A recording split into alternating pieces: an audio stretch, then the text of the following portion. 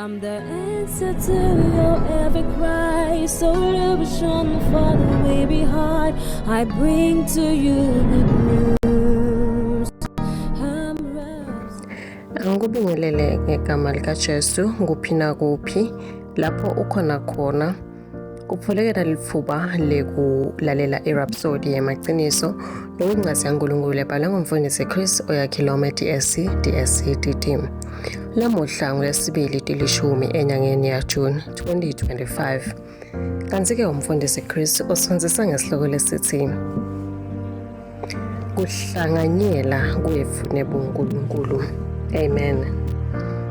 KumaEfeso 2:14 uthi ngoba yena ukuthula kwethu lowenta lokubili kwaba kunye ngekufa kwakhe wabhidlita libonza lwebutha lolwalwehlukanisa.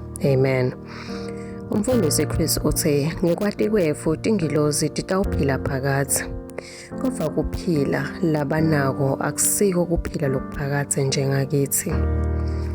Tite timfanelo tingekwemvelo naletiphawula kutsi tinebuNkulunkulu. Kungakho tinganakuba nebudlelwane lobungilobu njengemuntfu naNkulunkulu. Ngithi kuphela tidalwa letinsha Kristu lesibitelwe ebudlelwaneni naNkulunkulu. KumaKorinte 1:9 uthi wethembekile uNkulunkulu lowanibitela ebudlelwaneni nemvodzana yakhe Kristu inkosi yethu. Amen. Ngabe uyabona ukuthi kungani sihlukile etingilozini? Safakwa ebuhlotsheni naJesu Kristu. Siyesaba bahlanganyeli noma bahlephuli bekuphila kwakhe. Ingatimilo nemvelo eqinisweni iBhayibheli lisitshela ukuthi wasingenisa ebuhlotsheni lobunjalo lowasenda tindlalifa kanye naye. KumaRoma 8:17. Amen. Mayele simo lesibusiseke impela. Kunokuthide lokungakavami ngekuhlanganyela kujulile kunokungeniswa esigabeni saNkulunkulu noma kwendiwa umngani naNkulunkulu. Kuyingcenye lebalulekile kakhulu yebudlelwane bethu naye futhi siphola lokhu kuJohane 14:10. Lapho inkosi Jesu yayikhuluma naFilipu lomunye webafundi bayo wathi, Filipu, awukholwa yini ukuthi ngikubabe nababe ukimi? Lamavi lengiwakhulume kini angitikhulumeli mina kodwa babe luhlala kimi nguye lowenda umsebenzi wakhe ngami. Amen. Nangabe uconza lo mbhalo lona konke ngekuphila kwakho kucatululiwe. Jesu abekhuluma ngabani ngesikhathi athi babe lohlala kimi? Abekhuluma ngamoya longcwele. Nguloyo moya longcwele ohlala kini namuhla. Ngulo babe lohlala kuwo. Incwadi ye ku1 Corinthians 3:16 ithi, anati yini kusinine nilithempeli laNkulunkulu nekuthi moya waNkulunkulu uhlala ekhatsi kini. Amen.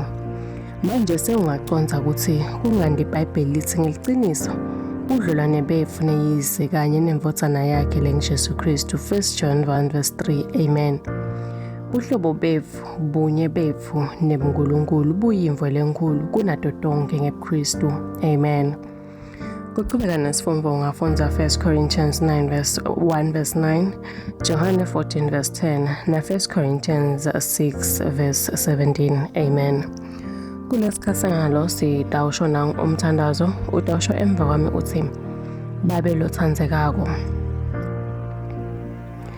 Ngiyabonga ngemusa wakho, luthambo lwakho, nekuhlanganyela kwamoya longcwele le ngikujabulelako.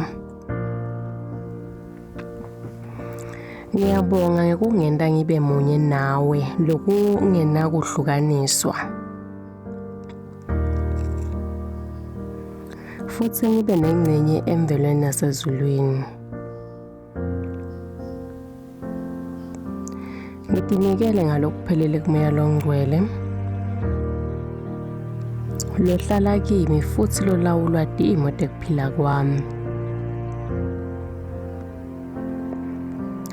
Kuze tivumelane nentsambo yakho lephelele. Ngihamba nginemcondvo webunye bami nawe. namuhla naphakade. Egameni likaJesu Kristu.